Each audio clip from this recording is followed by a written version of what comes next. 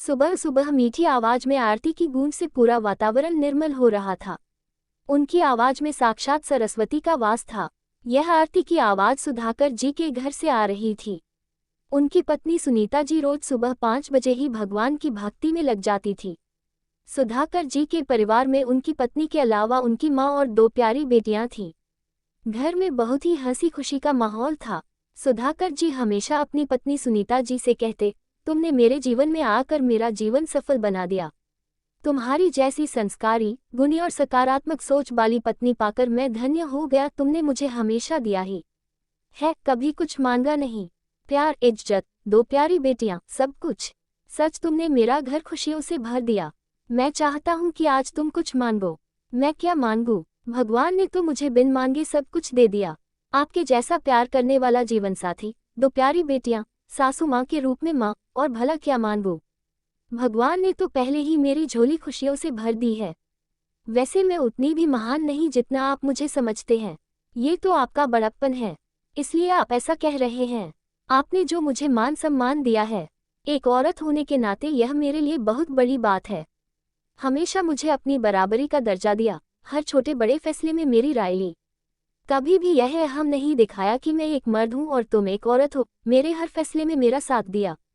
सुनीता जी की बात कंप्लीट हुई नहीं थी, उससे पहले उनकी दोनों प्यारी बेटियां सुधा और प्रिया आ गईं और कहने लगी, माँ पापा बचपन से आपको एक दूसरे की तारीफ करते सुनते आ रहे हैं।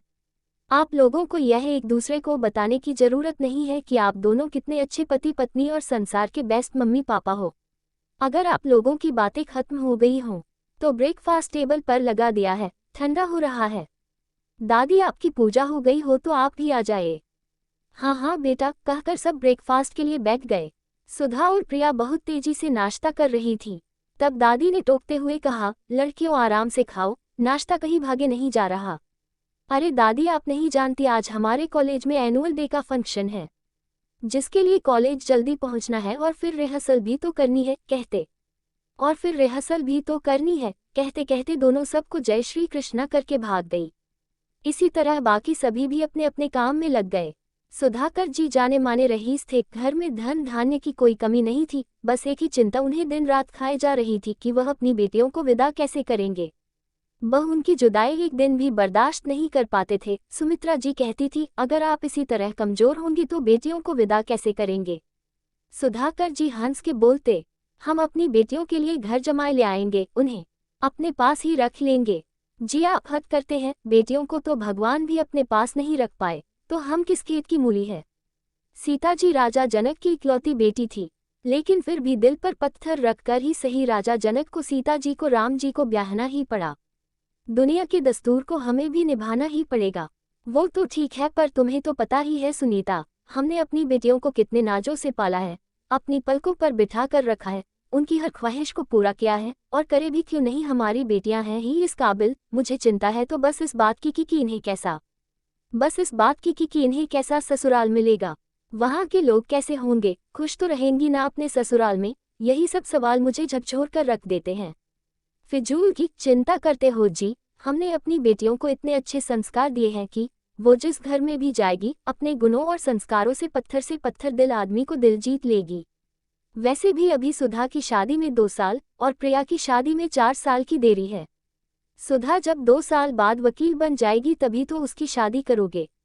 अरे सुनीता, सुधा के रिश्ते तो अभी से आने शुरू हो गए, बस इसीलिए दिल में हलचल सी होने लगी कि मेरी जिंदगी में भी वह दिन आने वाला है जब मुझे अपने कलेजे के टुकड़ों को अपने से अलग करना पड़ेगा। जी, हम अपनी बेटियों की शादी करें, इसका मतलब यह नहीं है कि हमारा उन पर कोई हक नहीं रहेगा। हमारा जब दिल करेगा हम उनसे मिलने चले जाएंगे, कभी वो हमसे मिलने आ जाएगी। उद्धरण चिन्ह। सुनीता जी की बातों ने सुधाकर जी को संतोष प्रदान किया।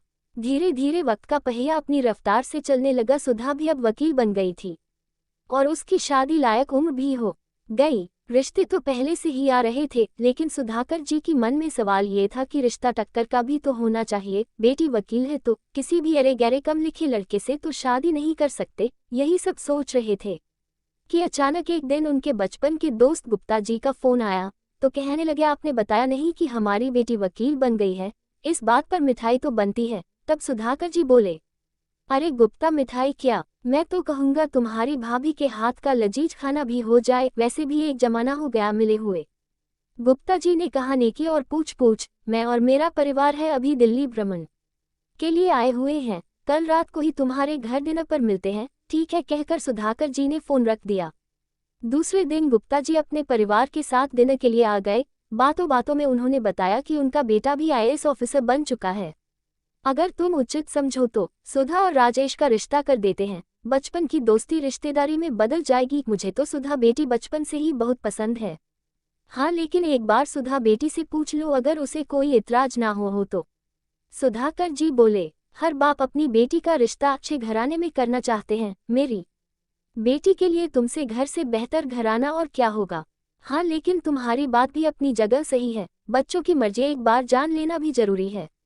सुधा, राजेश बेटा तुम दोनों आपस में बात कर लो, ये कहकर सबने उन्हें अकेला छोड़ दिया। जब दोनों बात करके वापस आए तो सबने पूछा तो दोनों ने हाँ कर दी। आखिर वह दिन आ ही गया जब सुधाकर जी को अपने एक कलेजे के टुकड़े को विदा करना था। एक तरफ मिलन की खुशी तो दूसरी तरफ जुदाई का गम था। शादी में कोई कसर नहीं रही, दोनों परिवारों ने बहुत धूमधाम से शादी की।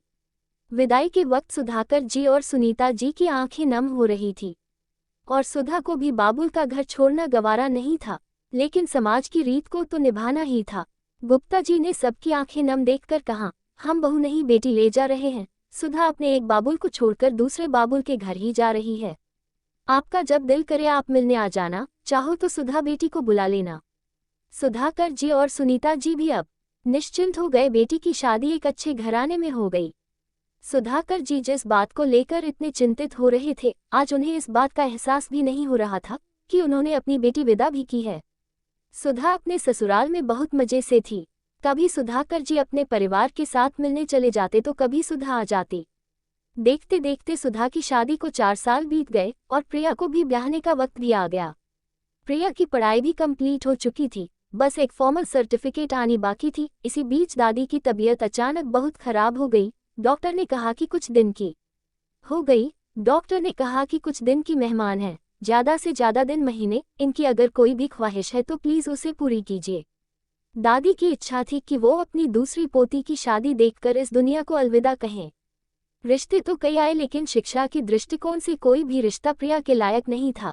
लेकिन दादी की इच्छा को ध्यान में रखते हुए संजय नाम के एक लड़के को, जिसका अपना बिजनेस था, प्रिया ने उस रिश्ते के लिए मंजूरी दे दी। लड़का और खानदान देखने सुनने में बहुत ही सुलझा हुआ लग रहा था। अच्छा मुहूर्त देखकर दोनों की सगाई कर दी गई, लेकिन सगाई के 1 हफ्ते बाद ही लड़के वाले घर आए और कहने लगे, हमें ये रिश्ता मंजूर नहीं है। सुधाकर जी अवाक रह गए और पूछा, अचानक ऐसा क्या हुआ कि आप सगाई तोड़ना चाहते हैं? ये तो आप अपनी बेटी से ही पूछिए। ये लड़कों के साथ गुलचरे उड़ाती है, हंस हंस कर बातें करती है।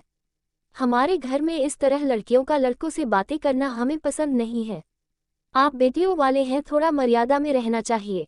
जबान संभाल कर बोलिए समधी जी। बेटियों वाले हुए तो क्या हुआ?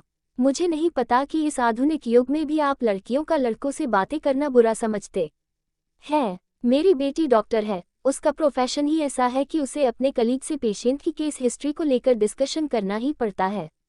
और हाँ, रही बात हंसी मजाक की, तो कभी कभी जब दोस्त साथ में बैठते हैं तो हंसी मजाक हो ही जाता है। माफ़ कीजिएगा, मेरी बेटियां मेरा गौरव हैं।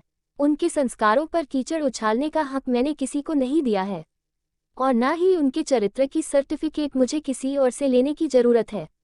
आप तो मेरी बेटी को सिर्फ 1 हफ्ते से जानते हैं, मैं 26 साल से जानता हूँ। अच्छा हुआ वक्त रहते आपकी छोटी सोच सामने आ गई। आप क्या ये रिश्ता तोड़ेंगे? मैं ये रिश्ता तोड़ता हूँ। वैसे भी आपका बेटा किसी भी लिहाज से मेरी बेटी के काबिल है ही नहीं। दोस्तों, आपको क्या लगता है सुधाकर जी ने रिश्ता तोड़कर सही किया? अपनी प्रतिक्रिया जरूर दें।